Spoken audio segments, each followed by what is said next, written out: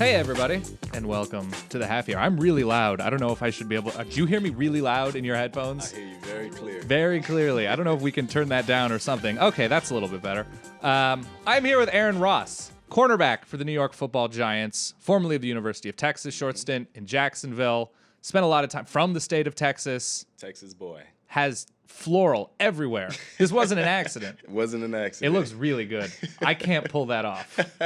But you have it down. There's like a belt situation. What color are those pants? Are those salmon? You can't really see because it's a close. There we go. We can see it in the long shot. Yeah, it's the like salmon. a salmon. It goes with the floral. That's very clean. That's very nice. All right. His name is Aaron Ross, current cornerback for the New York Giants. Back for a second stint. Mm-hmm. How does that feel? Are you all adjusted back in the New York area? I am. The adjustment is it feels like I never left. The guys accepted me in with open arms again. Nice. The coaches gave me big hugs. Mr. Tish came up to me and gave me a huge hug. So this is home. It's familiar. It's home. It's home. Excellent. Outstanding. So home has been all over the place, but now you're in New York. Yep. So what we generally do on the Halfy Hour is we talk about sort of your favorite things of the week. I want to talk about that, but I also want the life story. Right. I want the Aaron Ross story. So much of Aaron Ross is Aaron Ross. He is the husband of Sonia Richards Ross. But listen, that's great. And maybe that's another show. But you won a Rose Bowl, correct? Correct. You won a national championship. Correct. You rushed for 362 yards against Katy High School. Correct. For Tyler High School. Correct.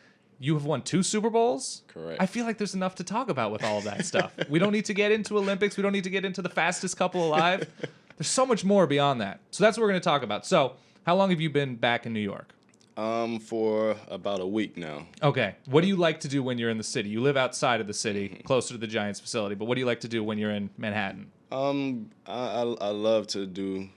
I probably go see Broadway shows. Nice. Musicals or plays? Plays. Okay. The musicals are not for you. Nah. It's tough. Nah, you have to find the right one, but it's very difficult. You have any in mind? The Book of Mormon's supposed to be really good. It's from the South Park guys. I don't know if you're a South Park fan. Nah. Okay. So maybe not. Maybe stick with the plays. I'm going to stick with the plays. That's fine. That's totally fair.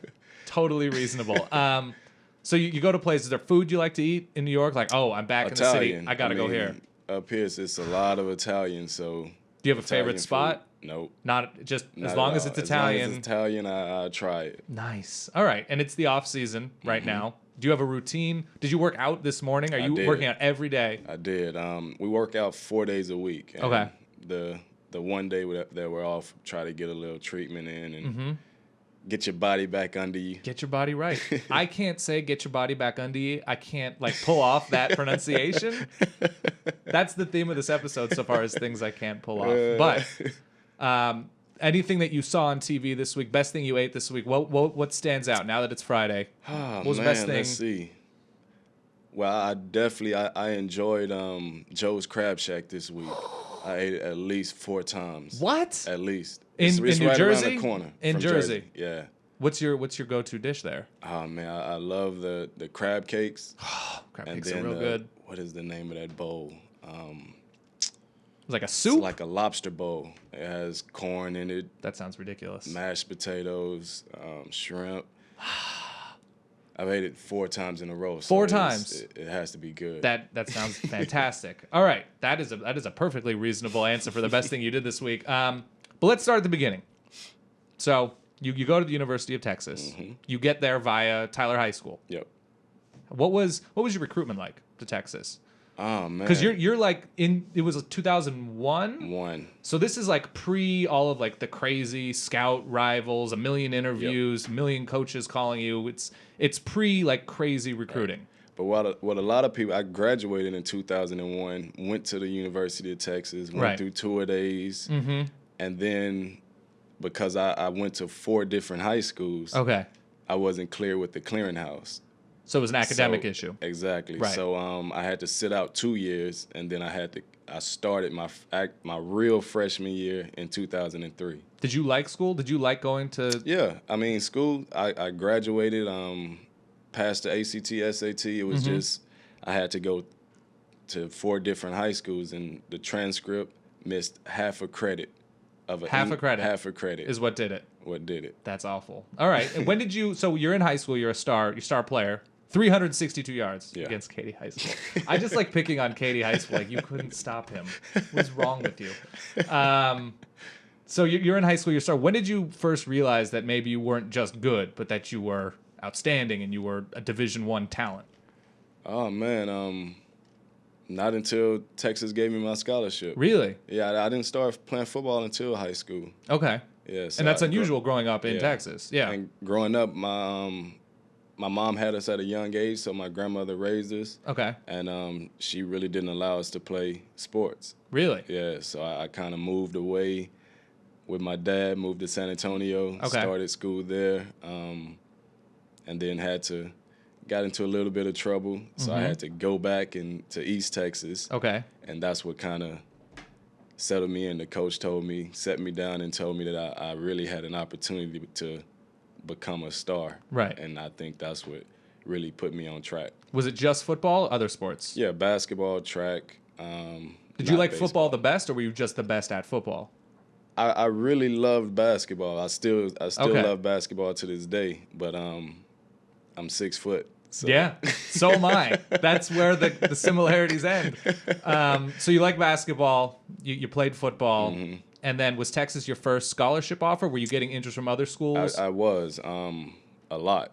I hate to say it, but no, please pretty much every school. Pretty much every school. Yeah, but Texas is, being a Texas boy and hearing about the Longhorns that's like the dream school. So right.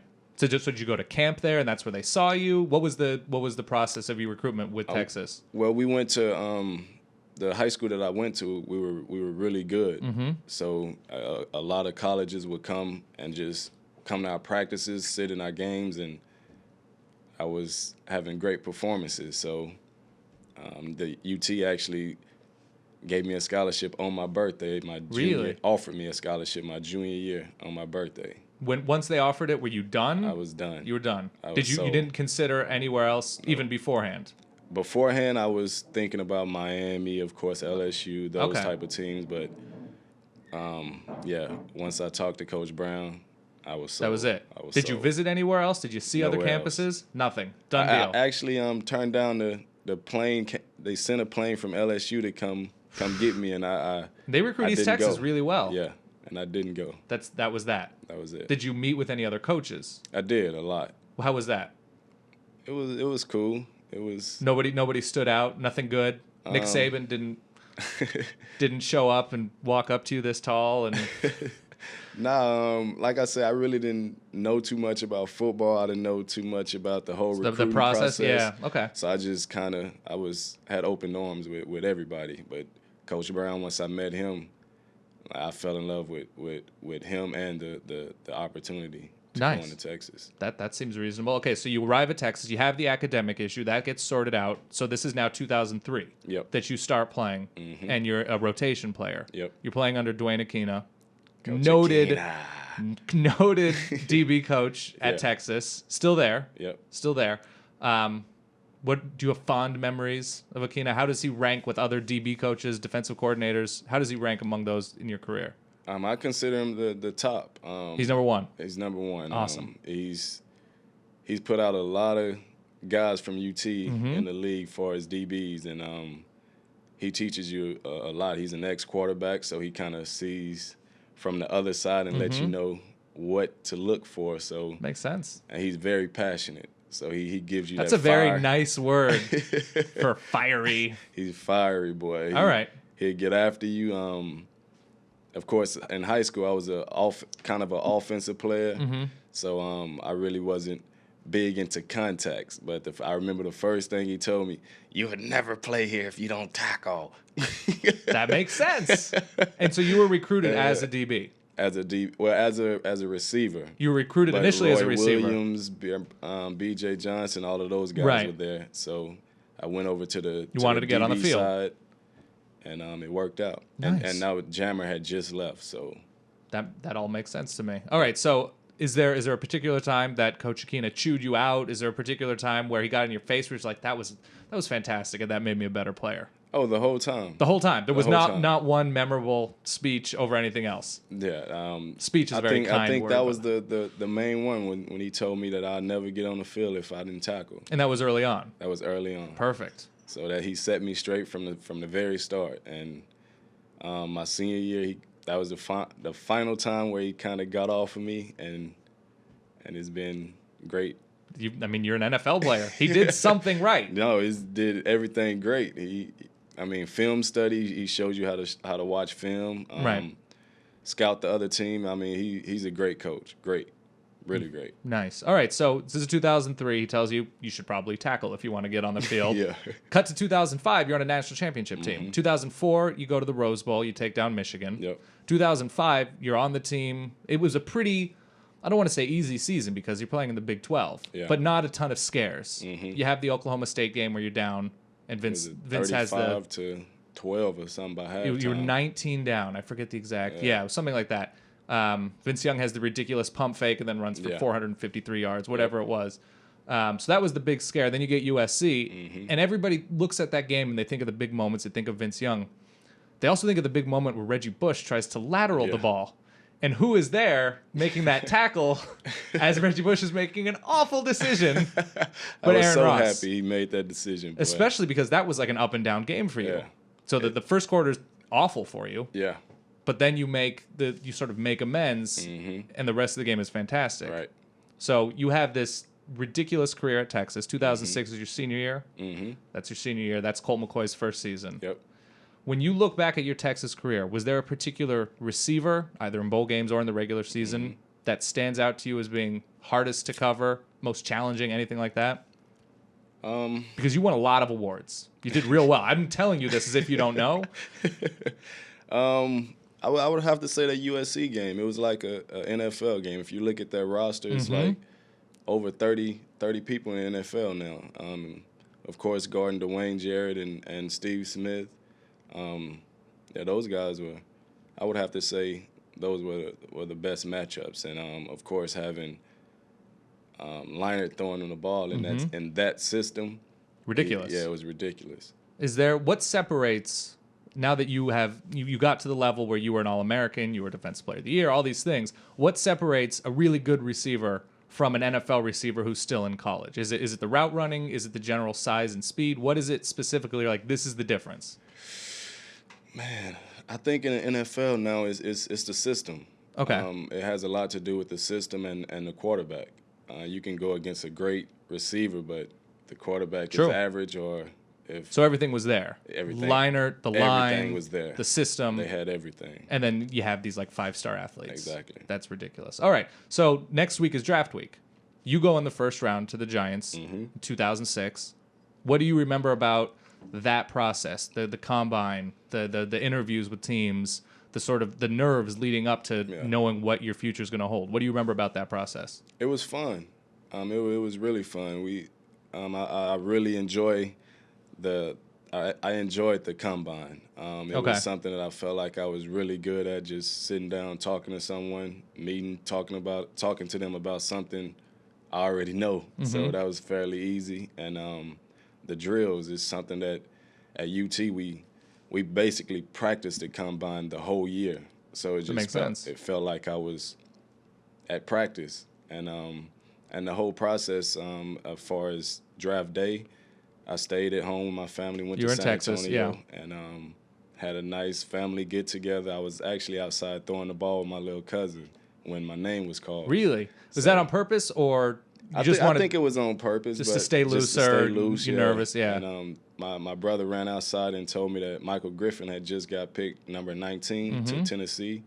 And I was just about to call him, and then they came outside and told me that I was 20. So nice. It was so fast for me that I didn't have a chance to really get nervous. So it was a fun process for me. Did you have an idea that that's around where you were going to be picked? Were you expecting to be a first-round pick through all? Because you have all these quote unquote experts, but in the end, you have guys that are supposed to be a top 5 pick that fall to 44.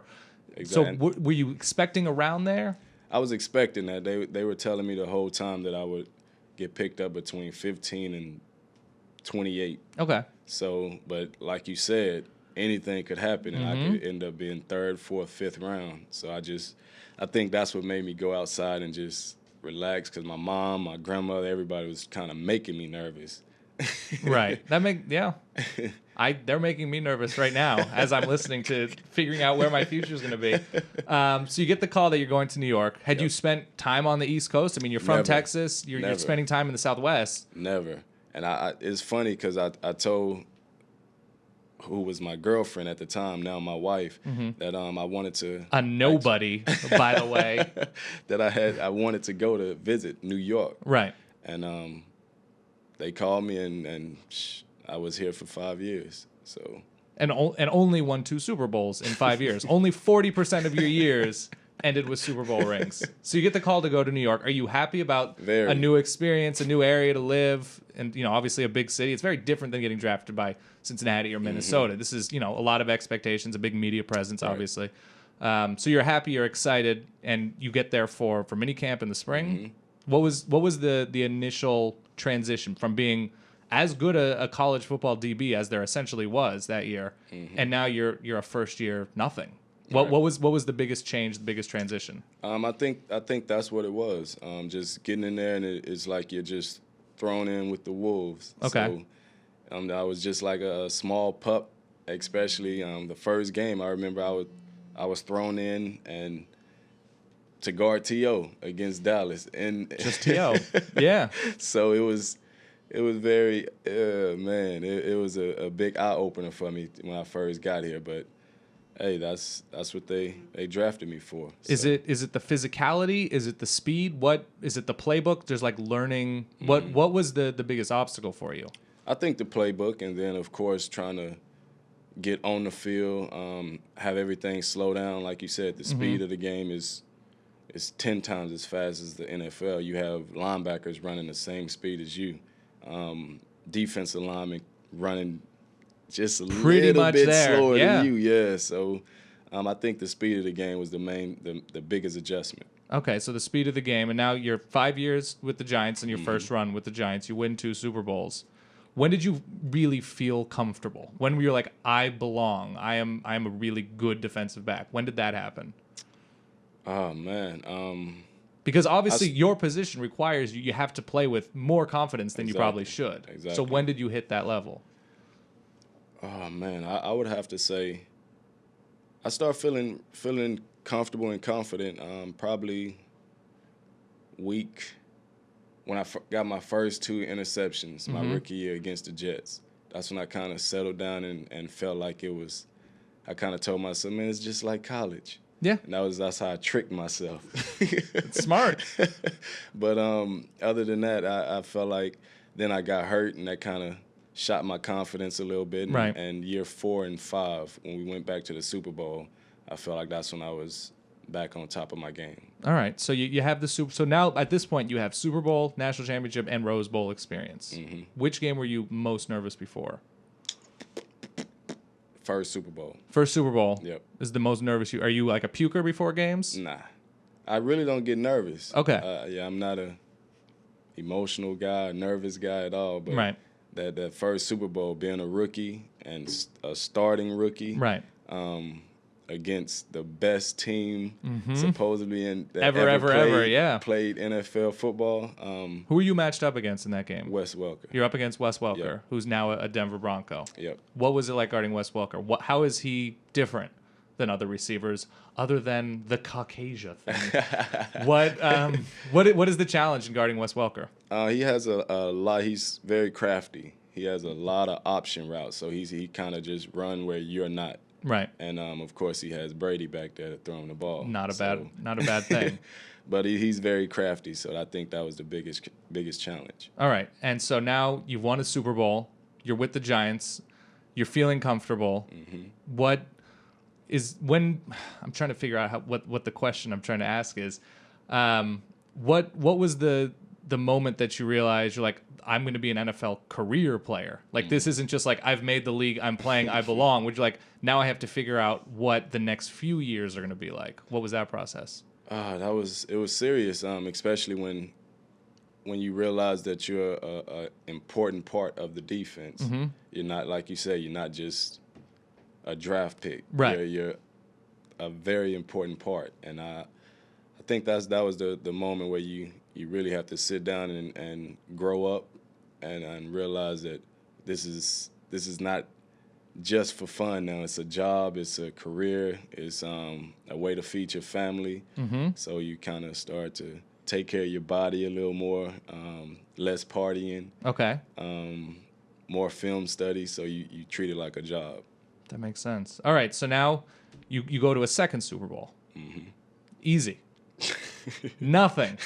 Not a problem. No, both Super Bowls were actually hard. We just got hot at the right time. That is true. Were you up against Welker the second one as well? Yes, in the slot. Yep. You were in the slot one more time against him. So now when you look back at now you have 6 years under your belt of NFL experience. I know you've been injured, but who are the receivers that stand out? Like I'm a very good DB and I can't do anything. Is there anybody that is like that for you? Oh man. Is there anybody you circle? You're like, all right, that's going to be a serious week. Of course, our conference has a lot of receivers. Dez, of course, Miles.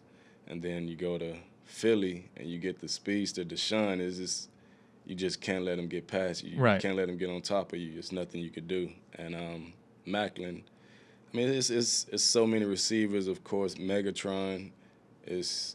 It's a lot large. Of receivers in this league. He's not fair.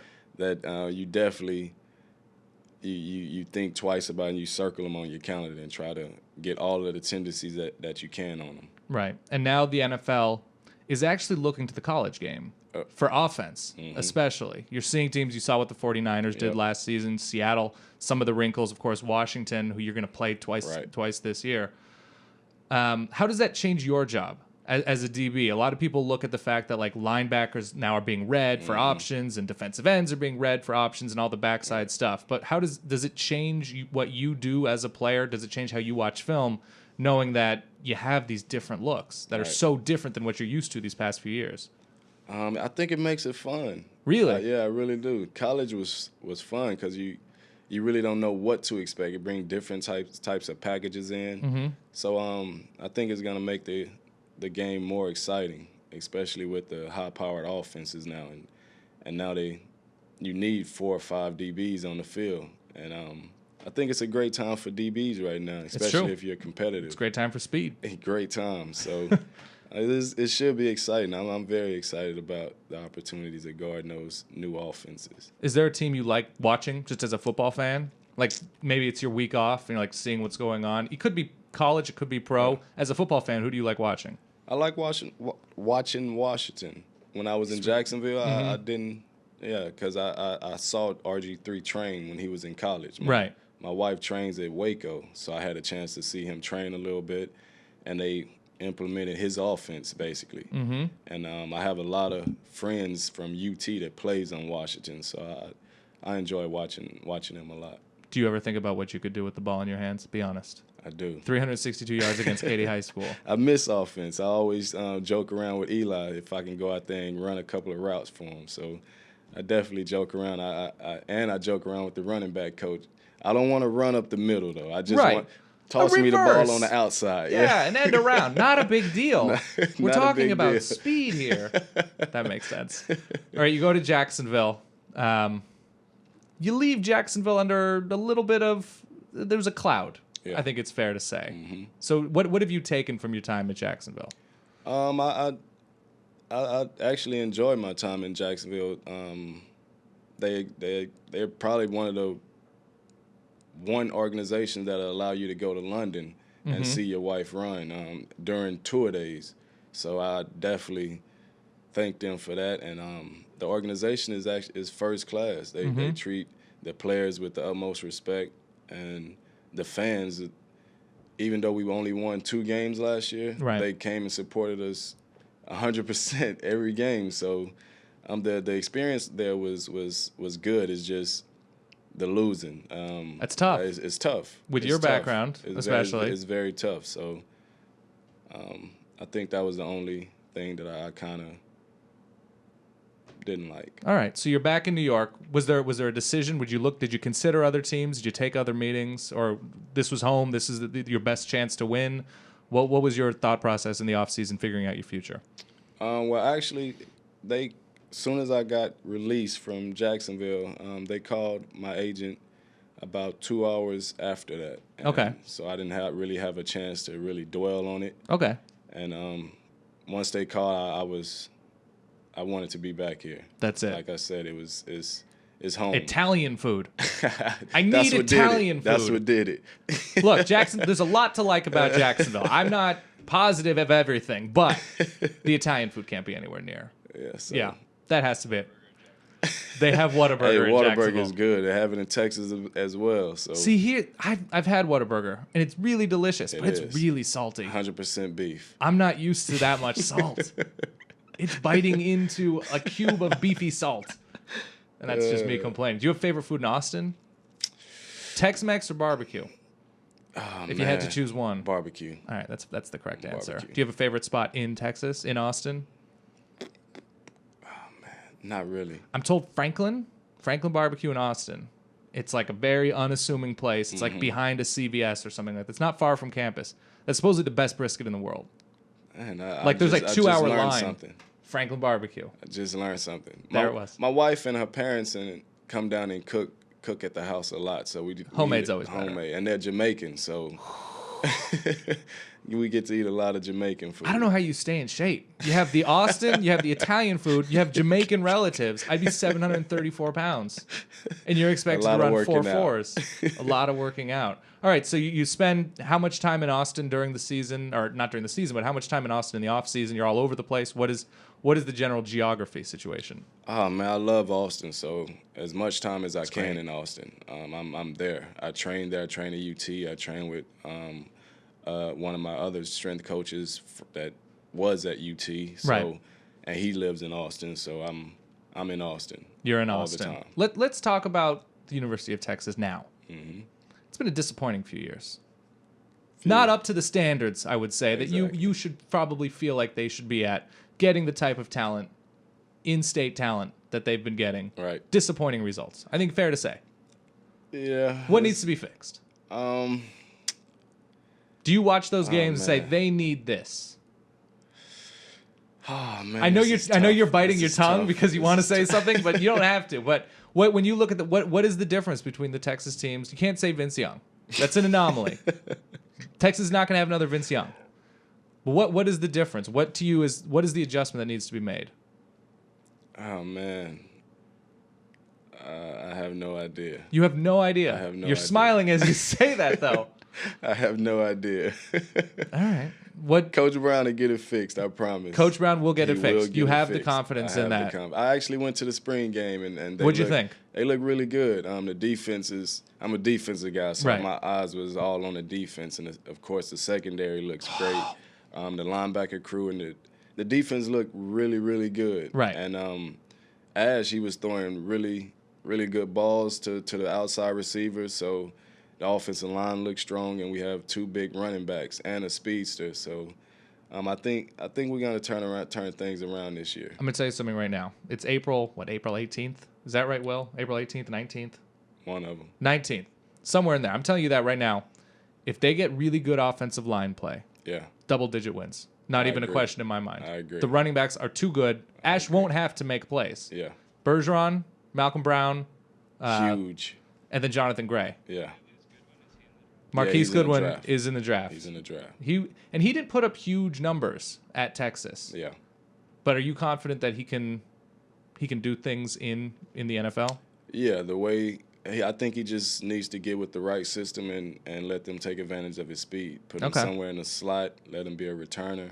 And, I mean, 4.2 is – I mean, what can you do? Numbers don't lie. Numbers don't lie. So and he has good hands, so just get him the ball. Get him the ball. So Texas offensive line, number one, that has to happen. Marquise Goodwin, get him the ball. Get him the ball. You watch any Johnny Manziel this year? Yeah.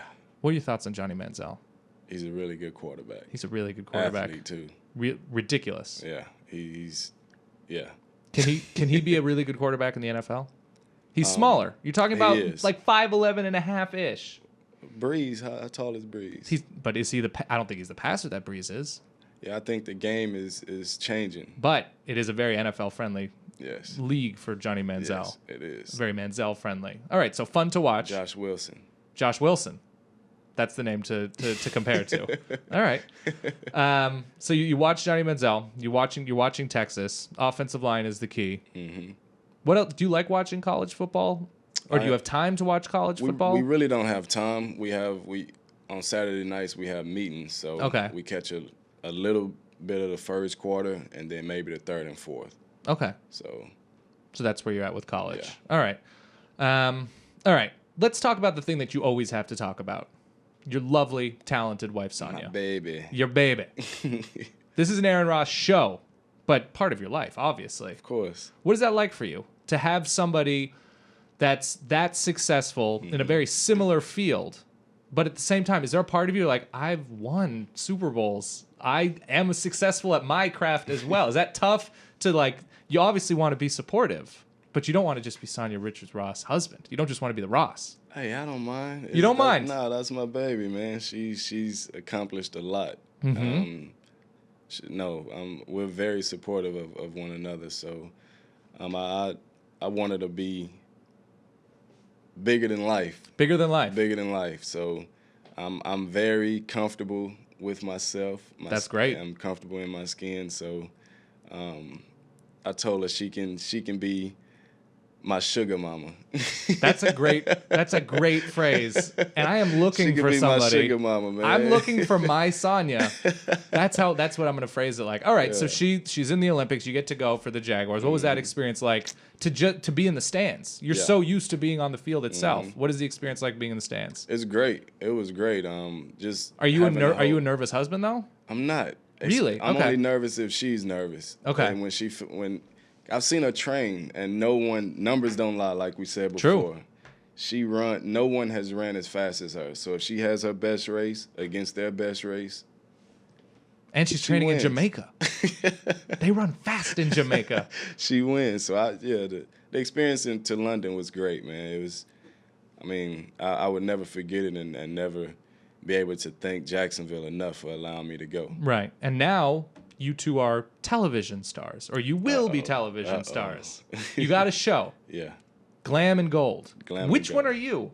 Are you Glam? I'm neither. You're neither one of those? Neither. Really? Yeah. See, there should be something. There should be Glam, Gold, and Coverage, and Giants, or something.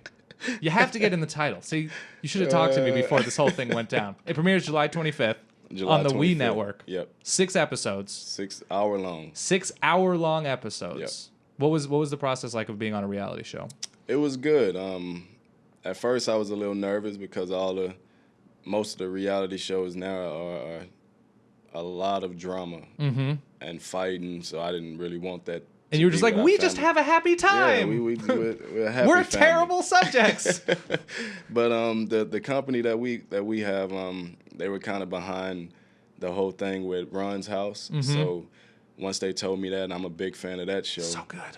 So once they told me that, I was all in, and the process has been great. What are your power rankings for Run's House cast members? Oh man, power rankings. So you have Diggy, Russie, the Rev, obviously. God, what was the wife's name? I'm dumb. Starts with a J, I want to say. You put me on the spot. I know, I am putting you on the spot. Will, can you Google this? It's good. Yeah, one sec. All right. So that was a great show. Great. I wanted to be a Huxtable, and that didn't work out. I had my dad had to sit me down and tell me why I couldn't be a Huxtable. And then I wanted to be a Run child, and that also didn't work out. Run's House does a good job. Yeah. Are you ever on your phone giving life lessons like Reverend Run on the Glam and Gold? Nah. And you've seen the episodes. I have a couple. You've seen a couple episodes, and so far they haven't edited it to make you say terrible things that you didn't say. No. That's good. That's a positive thing because with editing software, we have a team of editors behind us. It make me say anything. Cut it. They'll cut it, and they'll be like, I don't think Sonia's that fast. Like, I didn't say that. That is not what... But so maybe they show me the unedited version. That's what I'm thinking. You got to be very careful. Are there plans to do more? It is. Hopefully this season goes by as we expect. And, right. hopefully we can get a season 2 on the way in September or something. Nice. Anything you regret doing on the show, on camera, in HD? In HD. Nothing. Nothing. Not a thing that you regret. Not a thing. They allow me to be myself. All right. That's fair. All right. So we have Justine Simmons. Justine. I knew it was a J. So you have the Reverend, the good Reverend, Yep. Justine, Russie, Diggy. Keep going. Diggy is blown up. JoJo. JoJo. Angela and Vanessa. Yeah. And who got their own spin-off show. Right. It was Daddy's Little Girls. Yeah. Not that great. And their own shoe line? Pastry. Yeah. I watched a lot of Run's House. Daddy's Little Girls, not that I didn't great. get to watch that one. You didn't miss much. What else do you watch? What's on the DVR? I love T.I.'s show. Okay. T.I. and Tiny's show. I think it's great family values. Okay. So that's one of them that I really enjoy. You wouldn't think that from T.I. Right. He likes weaponry. So balancing family values and weaponry. He does a great job. It's tough. It's a tougher chore than you'd think. All right, so the T.I. show, what else? What makes you laugh? Oh, man. Well, when I'm at the house, my wife, she has on a DVR one of those hip-hop shows. Atlanta? The Housewives of Atlanta? Not the okay, Housewives, not the Housewives. The hip-hop, Love and Hip-Hop? Oh, okay. It sounds familiar. Something like that. Okay. That's pretty entertaining. All right. But other than No that, Bachelor, no Bachelorette, no Kardashians? Nah. You don't get into the terrible reality. Nah. More about positive reality. Yeah. All right, so that's on the DVR. You see any good movies lately? Oh, man. You're in an entertainment capital. Right. I haven't. And I'm a movie guy, but what it is, I watch movies over and over. What do you watch over and over again? The Fridays, the Bad Boys, the all of those type of movies, Martin episodes. Really? Yeah, I love comedy. I love to laugh. All right. Martin episodes, Bad Boys. Yeah. Anything with Martin, anything with Will. I love Fresh Prince. He's really good. Rafael Del Ghetto. You know that reference. So. First Aunt Viv or second Aunt Viv? First. I agree. First. A lot of people say second Aunt Viv. I like first. First is doing it. I like her. I like the first. Now, let's see. Fresh Prince, Martin. Oh, these are all great shows. I have a good which is better. Okay. What's cooler, 10 gold medals or 2 Super Bowl rings? You versus your wife. Who has bragging rights? Of course she's gonna say her, but I mean Super Bowl rings that's America's game. So That's true. I mean, that's America's game. That's America's game. There's no other There's nothing else. That is the America's correct game, answer. Man. Could Sonya return a kickoff? Ooh, man. Does she have the cutting ability? I always joke around with her that she's because she has the straight line speed. She has the straight line speed, but I don't know if she has the agility part. Interesting. Marital woes is what I'm getting from that answer. I always joke around with her about that one. I'd be interested to see that because you can give her a wall. So let her get the ball in her hand and give her a wall. And could she take a hit? You think? Whew. No.